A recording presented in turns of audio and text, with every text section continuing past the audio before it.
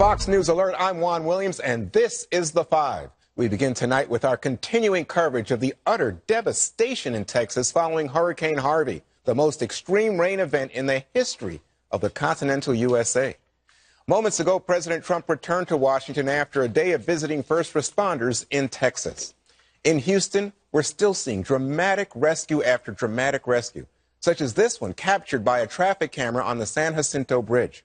Tonight, the mayor of Houston instituted a curfew from midnight to 5 a.m. in order to prevent looting of evacuated homes.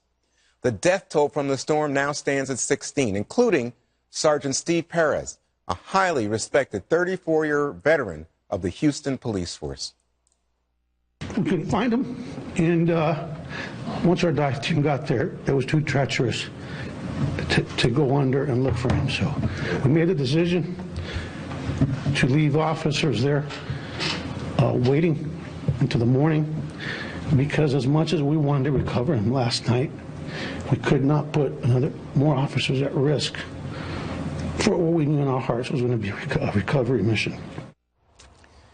Goodness. For the latest, let's go to Trace Gallagher in Kingwood, Texas. Trace?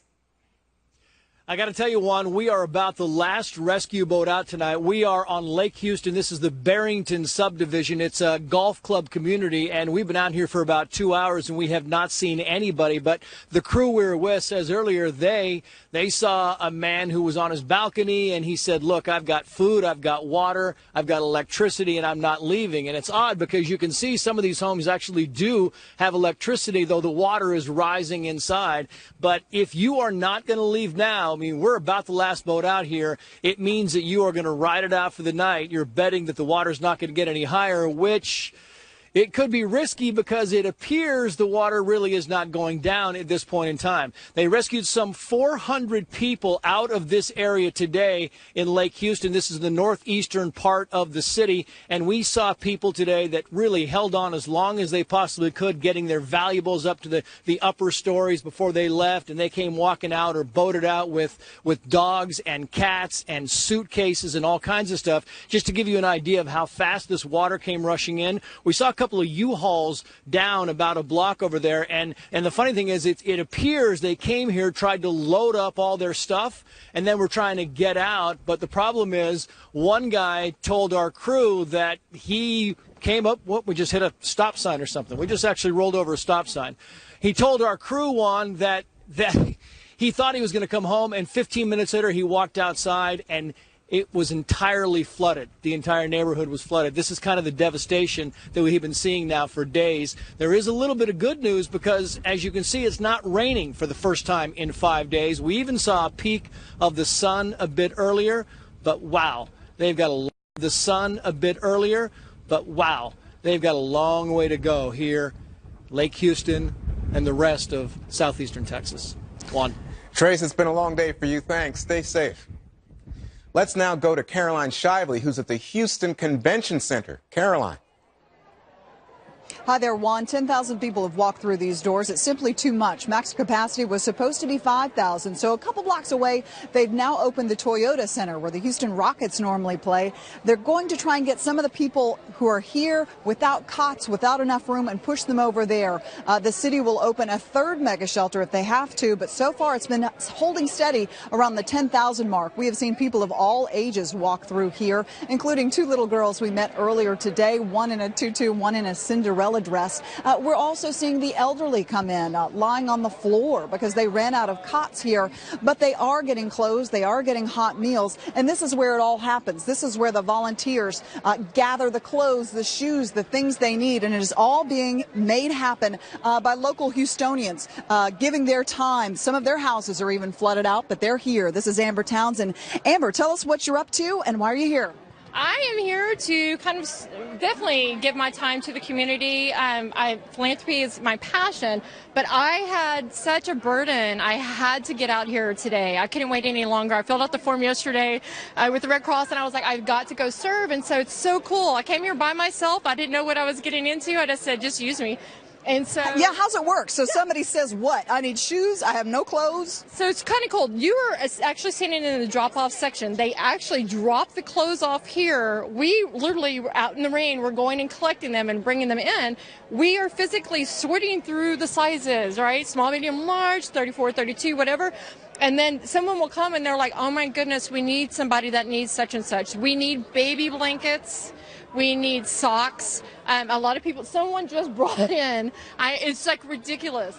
These are brand new, I swear. Most of these are either dry clean or they have tags. I'm just so ecstatic because it's like beautiful things. It's not their, whatever they were thrown away. It's their best that they're giving to the community. Amber, thank you so much. you too are giving your best to the community here. An outpouring of volunteers and help here tonight, Juan. It's beautiful to see. Caroline, thank you so much. That's sort of a break in the clouds to see people helping each other like that. Thank you, Caroline. Harvey is also having a significant impact on the state of Louisiana. Let's go now to Rick Leventhal, who's in Lake Charles, Louisiana. Rick? And Juan, we're outside the Lake Charles Civic Center, which is now a mass shelter for evacuees, not just from this region, but also from Texas. And it's been the staging area now for some of the flatboats. We've been talking about the Cajun Navy, these volunteers bringing out their boats to help out with rescues. They're not all from Louisiana. The guys who own this boat drove here from the Atlanta, Georgia area. So they drove about 1,000 miles to bring this boat here to help out. And in fact, they can't get into Texas right now because a lot of the roads are closed and they're turning people away. So they're staging here in Lake Charles, where there may well be a need for rescues again tonight. Last night we witnessed dozens of people being pulled out of a neighborhood that was heavily flooded because of the rising waters, and they're expecting more heavy rain tonight. In fact, the flooding was so bad that the Purple Heart Rec Center, where a lot of the people were evacuated to, also had to be evacuated, and those people were brought here to the Lake Charles Civic Center, which is, as I mentioned, is now a mass shelter. And we spoke with the Louisiana Governor, John Bel Edwards, earlier today, who told us that this state is now offering its assistance to Texas because Texas was so helpful during Hurricane Katrina and other disasters over the years. So let's listen to the governor.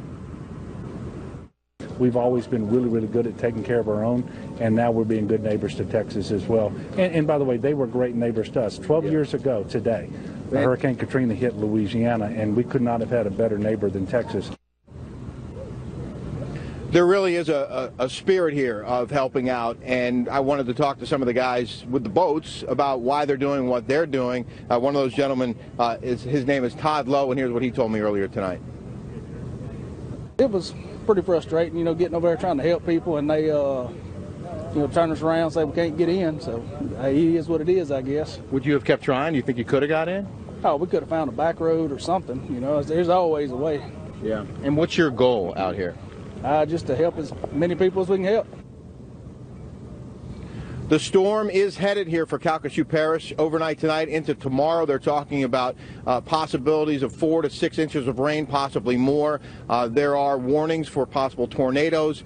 And this area is on guard, Juan. So they've seen a lot of flooding here. It's been raining here for 7, 8 straight days now. The ground is saturated. When they get these heavy bands of downpours that have been coming through here, the streets often flood and some of these neighborhoods flood. So they're standing by and ready to start rescuing people if necessary. Rick, thanks so much for being on the front lines. I hope you stay safe, buddy.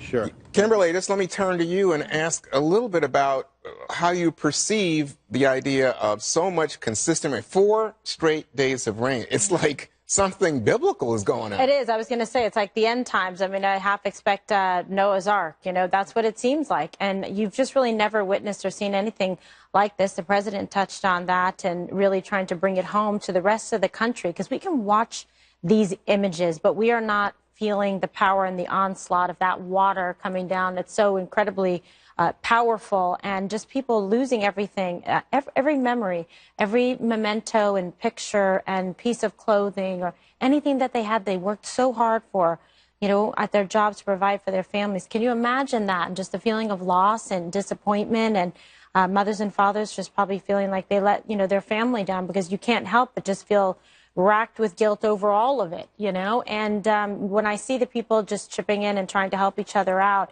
it's really heartwarming, and I'm just so sad and devastated, and thoughts and prayers go out to Officer Perez and his family. And here's a man trying to serve after 30-plus years in the community, and went out there again and lost his life. Yeah, in fact, the story is that he said to his wife, "I've got a job to," because the wife was trying to get him to stay home, but he went anyway.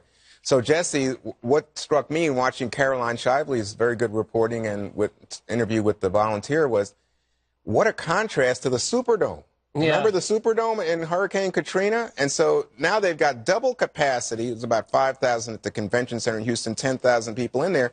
But it looks like everything's taken care of and volunteers are there. Yeah, they've definitely learned their lesson from Katrina. I love just listening to these reports where Louisiana governor said, Texas had our back, and now we're going to have their back. It's amazing to see, and you see these two kids playing in the tutus. It's just a beautiful thing. It's a lot of humanity out there. Texas is making America great again. I thought the president's trip today gave a real shot of adrenaline to the crowd. It wasn't necessarily a visit where it's, I feel your pain, I'm going to give you a shoulder to cry on. It was more cheerleading. Let's do this. Let's do this together. Rah, rah, recovery. Yeah, there's a little marketing and PR behind it, too. I understand that. He said we're going to set the gold standard for recoveries for future years. But at the same time, these natural disasters have a way of making presidents step up to the plate and move beyond politics. Remember what happened with Sandy, where President Obama came in, really wiped Romney off the map, put the bomber jacket on, got out of Marine One, toured the beaches with Chris Christie, and people look to the president in times like this. And you think about the last couple weeks, how divisive things have been and how angry the country's been. And this has been a real unifying moment for Texas, for the country, and I think an opportunity for the president to heal some of those wounds. So, Gillian, let me just turn to you real quickly and say that one of the points of controversy today, especially coming from the blogs on the left, was Mrs. Trump's stiletto heels going to the helicopter as they were flying off, I guess, to get on the plane to Texas. What do you think? People love to criticize what women are wearing all the time. I think it's outrageous, and I think it has no place in the discussion about what's happening in Texas today. The FEMA administrator said yesterday, this really moved me in his morning press briefing, that this storm he could not have dreamed this storm up. Excuse me, I want to make sure I get that quote right. Meaning it's been so brutal, so disastrous, so horrible for people that it really defies his worst nightmare. Today, Harvey set a continental record rainfall for the U.S. So we're seeing the images on TV, we're seeing the photos online on social media, but it's really hard to grasp and even begin to understand what the people who live there are going through.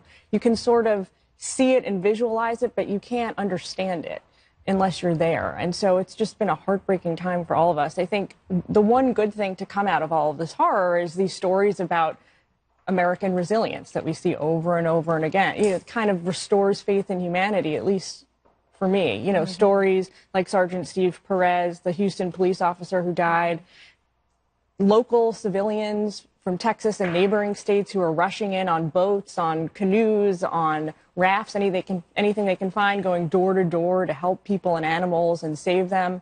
Those kinds of stories, I think, are just incredible for the country at this time. Greg, what do you see?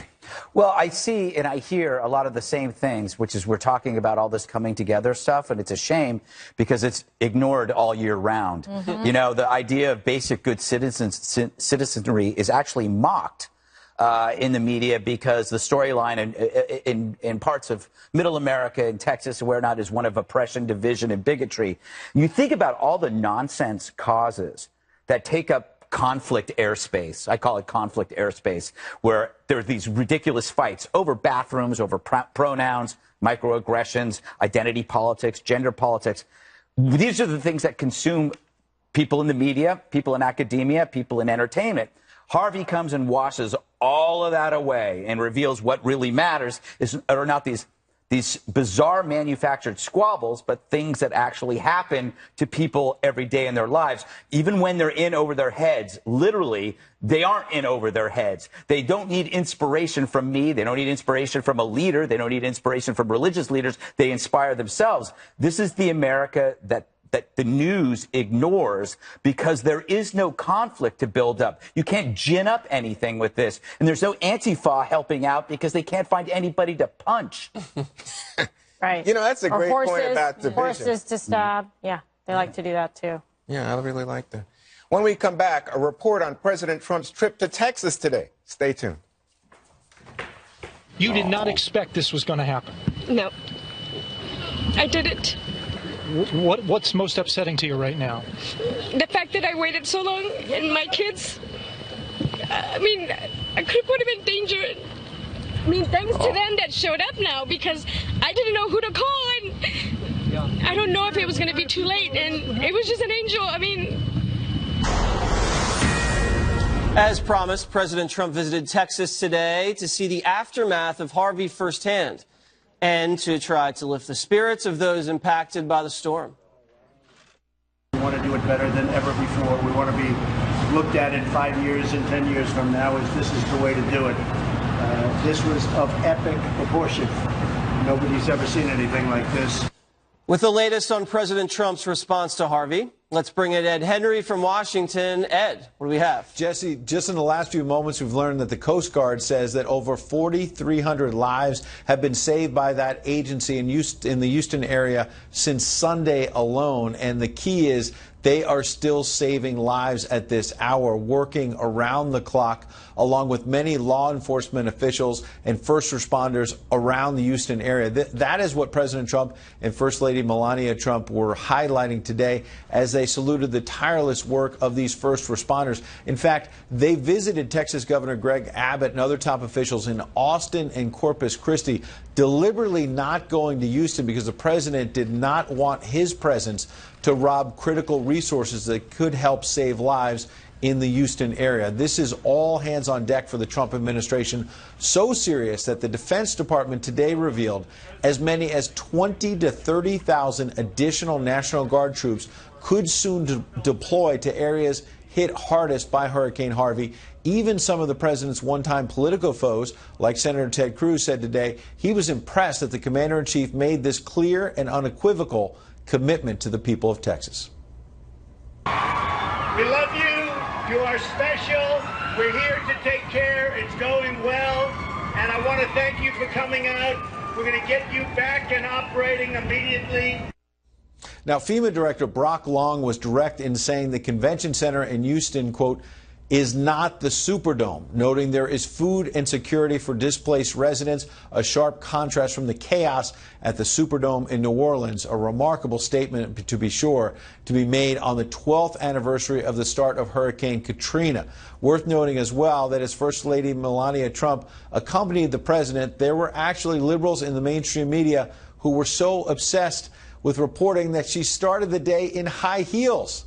We can report she later changed into sneakers.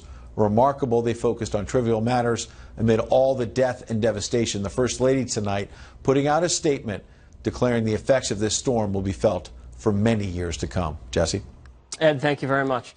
All right, so Kimberly, before we get to High Heel Gate, Shoegate, or Stiletto Gate, whatever you want to call it, tell me your assessment about the president's travel there, the timing, the optics, and the remarks that he delivered. I think he was very strong, and I'm curious to see if, across the airwaves tonight, they're going to give him credit for that. I think he was very presidential. He was commanding in terms of his presence. I love that he was, trying to lift the spirits of these people who have been so beaten down by this natural disaster and this devastation that's been pouring down upon them. I think the two of them together, the president and the first lady, really represented the country well, and you could tell that they were very well received. And I loved his sort of, coach mentality, trying to cheer them on and lift them up to make them feel powerful and courageous and fearless, like there wasn't anything that they couldn't handle. I like that approach. Yeah. That's an approach that brings people together and makes them feel confident even though they may be feeling down, and it changes the emotional and psychological direction that they might have been going in. It's going to make them better capable and able to, handle the outcomes here and what they're going through. And great moment when he held the Texas flag up. Absolutely. Texas strong. I love it. Big response. And Shoegate, what do you say? I think that the First Lady, she's very elegant. She's classy. This is someone who I think represents the country very well. And I think she feels as a mother the pain and the devastation of the families and the children that are suffering. And we should focus on that. The recovery efforts must be going pretty well, Greg, if all the left can do is attack the First Lady's shoes. Well, it's actually getting more than that. CNN senior White House correspondent Jeff Zeleny said he noticed, quote, very little in terms of empathy from this president. We actually have that tape. Let's roll that, and then why not? Why not? I would enjoy that. Thank you, Jesse. One thing I am struck by here, seeing all the stories of emotion, all the stories of loss, of devastation still unfolding. We do not know the extent of the damage here. Very little in terms of empathy from this president, very little in terms of emotion or talking directly to the people of Texas. Wow. What a shameless opportunist. Okay. It's not about empathy. It's about effectiveness. Yep. This is a dangerous thing to be playing when you think feelings are more important than funds. Yep. Feelings don't save lives. They don't. They actually replace funds. If you think that somebody's doing good by hugging, look at Blanco. Terrible response to Katrina. What did she do? She held off sending in federal troops for days after the storm hit. If you look at Nagin, who's now watching this from a jail cell, what did he do? You know, the Red Cross was denied entrance into New Orleans. All the buses were on low-lying land, so they all were ruined. And all of this got placed on the president. They got placed on President Bush.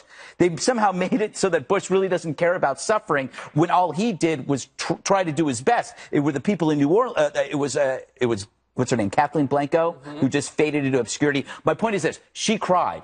She cried during this. She showed empathy. She was a failure. Yeah, I don't need crying. I don't need empathy. I need effectiveness. And I'm hopefully that's what we'll see. Do you agree with that? I do. You don't need pop psychology. That's right. Not helping anyone. Natural disasters like this, though, politically can make or break a president. We all know that. That's not news to anyone. So this trip was really important. Yes. I think, but not just because of optics and public perception. This trip was really important because the president needed to see the damage and devastation firsthand, because right now he's the decision maker in chief. Over the next days and weeks, he's going to make a series of decisions that are going to determine how the nation responds to this, and then in turn, how Texas recovers from this over the coming months and years. So he needs the information he can only get from being there on the ground. So all around, it was a good decision politically for him to go there today, and it was a good decision for him practically also. I think waiting would have been a big mistake. Mm-hmm. Well, so I don't know about empathy because, I mean, to me, the fact that he would take the time to go there, the president's scheduled to go not only to Texas but Louisiana later this week, possibly Saturday. But I will say that there is a difficulty here for conservatives on the funding issue that Greg was talking about, because if you'll recall, people like Senator Ted Cruz opposed help for people in the Northeast when Hurricane Sandy hit back in 2012, I believe. Well, he says that because the bill was filled with pork. Well, whatever. That's I'm just saying, now we're hearing a different song. And now you have a situation where in the president's budget, he's cutting funding for things like insurance for people who live in flood zones. He's cutting back on community development block grants that would help people rebuild.